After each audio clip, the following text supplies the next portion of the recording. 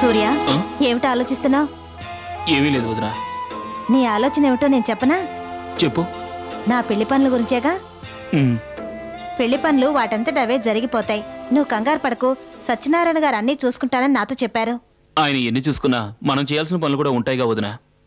సర్లే, నీతో ఓ విషయం మాట్లాడాలి సూర్య. ఏమిటో విషయం? ఇందిర విషయం. ఇందిర విషయమా? ఇందిర బానే ఉందిగా. నేను మాట్లాడాలన్నది ఇందిరకి దెబ్బలు తగిలి హాస్పిటల్లో ట్రీట్మెంట్ తీసుకున్న విషయం గురించి కాదు. మరి? ఏమీ తెలియనట్టు నటిస్తావెందుకు సూర్య? ఇందిర మీద నీకు నిజంగా ప్రేమ లేదా? ఒంటికి తగిన గాయాల కంటే మనసుకు తగిన గాయాలే ఎక్కువ బాధ కలిగిస్తాయి. ఇందిర నిన్ను సరిగ్గా అర్థం చేసుకోలేదని నువ్విలా మారిపోవడం నాకు బాధగానే ఉంది.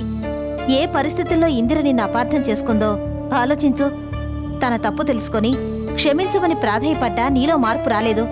ఆమె మనసు ఎంత బాధపడి ఉంటుందో ఎప్పుడైనా ఆలోచించావా? నా పెళ్లి జరిగాక నువ్వు పెళ్లి చేసుకుంటానన్నావు. నువ్వు తప్పక పెళ్లి చేసుకోవాలి. ఇందిర మన ఇంటి కోడలిగా రావాలి. ప్రేమించడం కన్నా ప్రేమించబడడం గొప్ప విషయం. ఇందిర నిన్ను మనస్ఫూర్తిగా ప్రేమించింది. ఎప్పటికైనా మనసు మార్చుకొని నువ్వు తన్ని ప్రేమిస్తావని ఎదురు చూస్తోంది. ఇందిర వైపు నుంచి ఆలోచించి చూడు. అప్పటికైనా ఆమె మనసు నీకు అర్థమవుతుంది. అవును సూర్య, భువనేశ్వరి గారి ఆశ కూడా ఇందిర ఇంటి కోడలవ్వాలనే. నిన్ను ఒప్పించడానికి మేమిలా అండం లేదు. మంచేదో చెడేదో నీకు తెలుసు. నువ్వు చిన్నపిల్లాడివి కాదు. ఇందిర ఎలాంటిదో కూడా నీకు తెలుసు. పరిస్థితులు నిన్ను అపార్థం చేసుకునేలా చేశాయి. ఇందిర అందుకు నిన్ను క్షమాపణ కూడా అడిగింది. అపార్థం చేసుకున్నందుకు నువ్వెంత బాధపడ్డావో, నిన్ను తప్పుగా అర్థం చేసుకున్నందుకు ఇందిర అంతకు రెట్టింపు బాధపడింది. ఆలోచించు.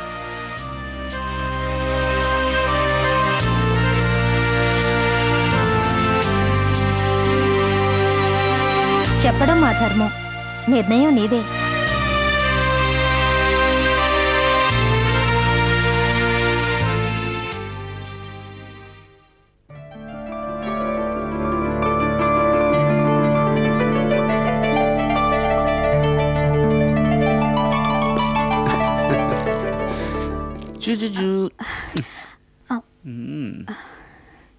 ఒంట్లో ఎలా ఉంది తులసి? బానే ఉందండి. బాబు అచ్చం మా అమ్మ పోలికే. అత్తయ్య పోలిక కాదు, మీ పోలికే. మా జ్యోతి వదిన చెప్పిందిగా. తులసి, ఇప్పుడు నాకు చాలా ఆనందంగా ఉంది. ఒకప్పుడు నన్ను పెంచి పెద్ద చేసిన పంకజాన్ని తల్లి అనుకున్నాను. ఆమె నా తల్లి కాదని తెలిసి నేను తల్లి లేని పిల్లాడినని కృంగిపోయాను. పోనీలేండి, ఇప్పుడు సమస్యలన్నీ తీరిపోయాయిగా. అందుకే ఆనందంగా ఉంది. జీవితంలో తల్లిని చూడలేనేమో అనుకున్నాను. జన్మనిచ్చిన తల్లి నాకు దగ్గరైంది. ఆవిడ అనురాగం పొందగలుగుతున్నాను. ఇంతకంటే అదృష్టం మరొకటి ఉండదు. ఇప్పుడు నువ్వు నన్ను తండ్రిని చేసావు. ఇంతకంటే ఆనందం ఏం కావాలి?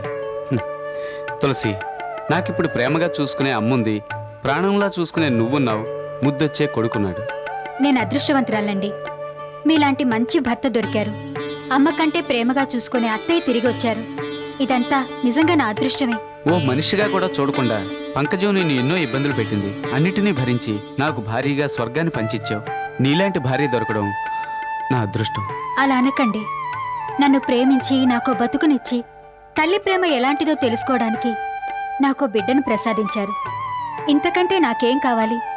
ప్రతి ఆడది తల్లైనప్పుడు ఎందుకంత ఆనందపడుతుందో నాకిప్పుడు అర్థమైంది. భార్యాభర్తలంటే మీ ఇద్దరిలాగే ఉండాలి. మీరు నా కొడుకు కోడలవ్వడం నిజంగా నా అదృష్టం. అయిన దానికి కాని దానికి చీటికి మాటికి తగులాడుకునే భార్యాభర్తలున్న ఈ రోజుల్లో మీలాంటి వాళ్ళు ఉండడం, అది నా వాళ్ళుగా ఉండడం చాలా సంతోషంగా ఉంది. మన కుటుంబంలో ఇక ఎటువంటి కలతలు ఉండవు. సమస్యలన్నీ దూరమై మంచి రోజులు మొదలయ్యాయి. అందరూ హాయిగా ఉందాం.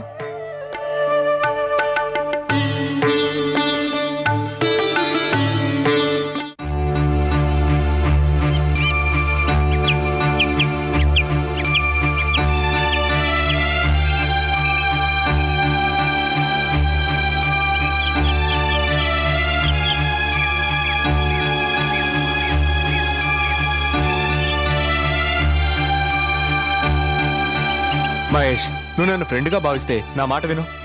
వనజ విషయంలో తప్ప మరి ఏ విషయంలో నువ్వు సలహా ఇచ్చినా ఒప్పుకుంటాను. నీ మాట వింటాను. వనజ విషయంలో మాత్రం నా మాట ఎందుకు విను? పరిస్థితులన్నీ నీకు తెలుసుండి మళ్ళీ అడుగుతావేంటి? ఏమిటా పరిస్థితులు? సమస్యలు ప్రతి వాళ్ళకే ఉంటాయి. వనజ నిన్ను ఎంతగా ప్రేమిస్తోందో అర్థం చేసుకున్నవాడవైతే ఇలా మొండిగా ప్రవర్తించావు. మహేష్, వనజ నిన్ను మనస్ఫూర్తిగా ప్రేమిస్తోంది. వనజ ప్రేమను అంగీకరించే పరిస్థితిలో నేను లేను. నాకు చాలా బాధ్యతలున్నాయి. అవన్నీ తీరాకే ప్రేమ పెళ్లి గురించి ఆలోచిస్తాను. ప్రతి ఒక్కరికి బాధ్యతలు సమస్యలు ఉంటాయి. సమస్యలు ఏమన్నా ఉన్నాయా, బాధ్యతలు తీరాయా లేదా అని ఎదురు చూసి ప్రేమ పెళ్లి జీవితంలోకి రావు. వాటిని మనం స్వీకరించాలి, తప్పదు.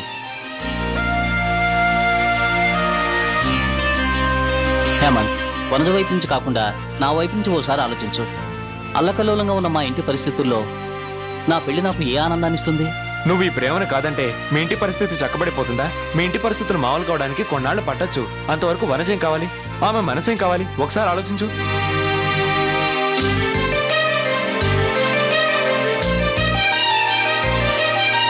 నువ్వు చెప్పింది కూడా నిజమే, కానీ కానీలు అయినాలు వద్దు. వనజ నిన్ను ఎంతగా ప్రేమిస్తుందో నువ్వు అంతగా వనజను ప్రేమిస్తున్నావు. ప్రేమని దాచుకోకూడదు, పంచుకోవాలి. వనజను వెళ్ళి కలు, ఆమె ఎంత సంతోషిస్తుందో చూడు.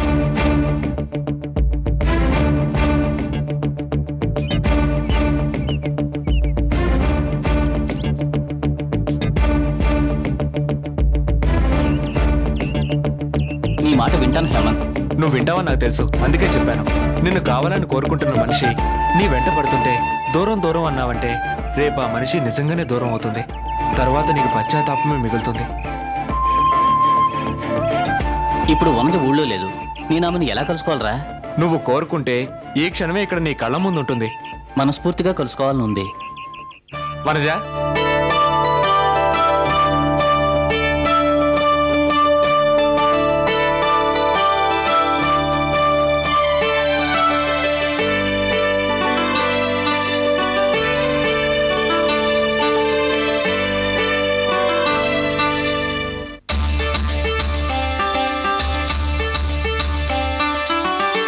క్షమించు Vanaja, I'm very sorry. Sorry అనడం కంటే ఐ లవ్ యూ అంటే సంతోషిస్తాను. I love you Vanaja.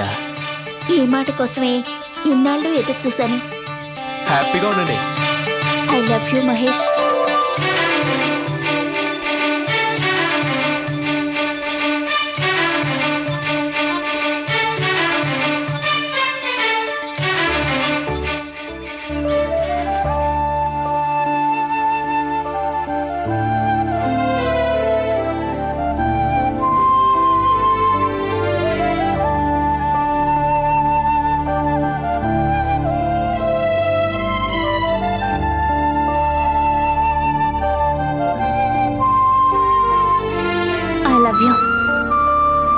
నువ్వంటే నాకు ఇష్టమని, నిన్ను నేను ప్రేమిస్తున్నానని, నీతోటిదే నాకు లోకమని.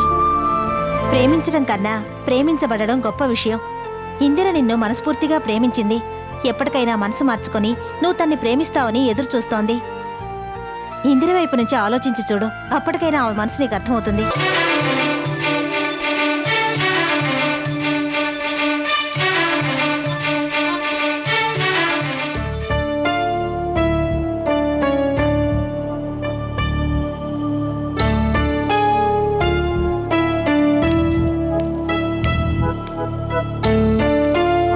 తులసి, పాలు తాగు. వద్దత్తయ్య, తాగాలని లేదు. అలా అనకూడదు. నువ్వు ఎంత ఎక్కువగా పాలు తాగితే పిల్లాడికి అంత ఎక్కువగా పాలు ఇవ్వగలుగుతావు. తాగు.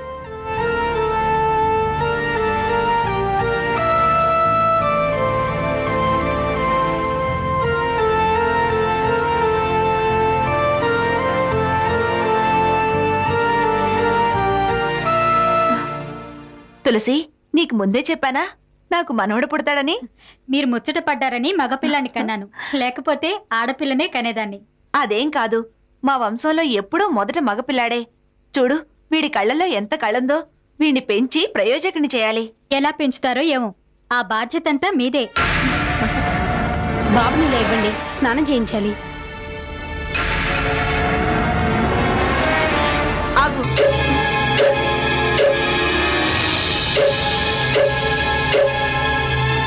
ఏంటమ్మా? నేను వస్తాను, పద. మీరెందుకు? నేను స్నానం చేయించి తీసుకొస్తాను. ఈలోగా మీరు ఉయ్యాల్లో గుడ్డలు మార్చండి. అవును, అదో పనుంది కదా. సరే, నువ్వు వెళ్ళి త్వరగా స్నానం చేయించి బాబుని తీసుకురా. అలాగేనమ్మా.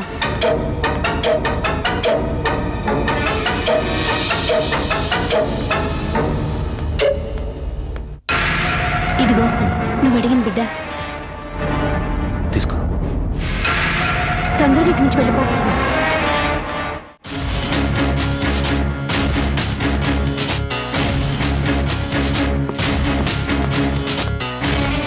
తులసి, ఎలా ఉన్నావు? బాగున్నాను సిస్టర్. బాబేడి స్నానం చేస్తానని చెప్పి నర్సు తీసుకెళ్ళింది. ఈ వాటిలో ఆ పనులు చేసేది నేను. ఇంకెవరు తీసుకెళ్లారు? అయితే బాబుని ఎవరు తీసుకెళ్లారు?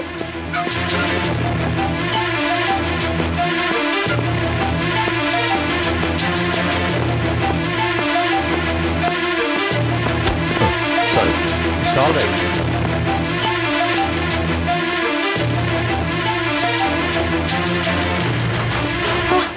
ఏమిటి? ఏం జరిగింది? నా మనవడిని ఎవరో ఎత్తుకెళ్లారు.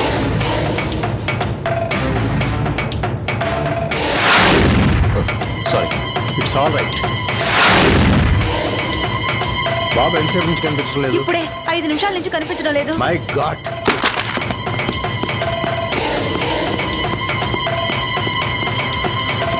దొంగ పట్టుకోండి.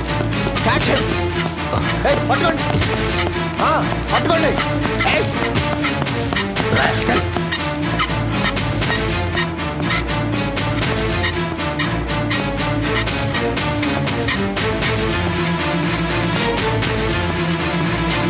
విడిగో మీ మనవడు. బాబు కనిపించకపోయేసరికి తులసి కంగారు పడుతూ ఉంటుంది. పదండి.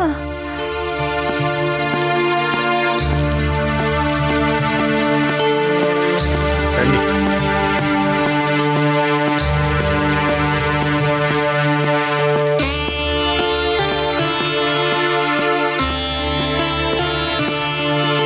నా బాబుని ఎవరు తీసుకెళ్ళిపోయారు? నా బిడ్డను ఎప్పుడు చూస్తాను? బాబు, బాబు. సమయానికి ధర్మతేజ్ గారు వచ్చారు కాబట్టి మన బాబు మనకు దక్కాడు. ఈ పని ఎవరు చేయించుంటారు? బాగా తెలిసిన వాళ్ళే ఈ పని చేయించుంటారు. పిల్లాన్ని తీసుకెళ్లిపోతున్న వాడిని నేను చూశాను. వాడిని వదిలిపెట్టను. ఇక మీదట జాగ్రత్తగా ఉండండి. కొత్త వాళ్ళు ఎవరిని నమ్మకండి.